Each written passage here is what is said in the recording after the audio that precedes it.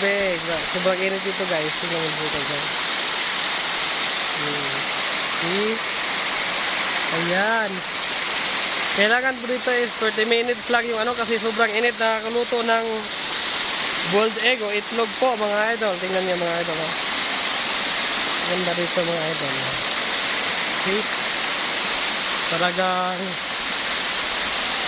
napakainit. Grabe. Tingnan niyo guys. Oh. Grabe kainit guys. Init yan. Sobrang init yan. Galing yan sa bundok. Crater ng vulkan. Yan dito. Dito ako. Tingnan mo yung bukid mga idol. Yung sa baba mga idol is grabe. Sobrang napakalamig din ng tubig. Dito lang yung mainit. Tingnan nyo guys. So, nasa gilid lang sila. Kasi di kaya nila pumunta dito. So ayan guys. Sobrang init.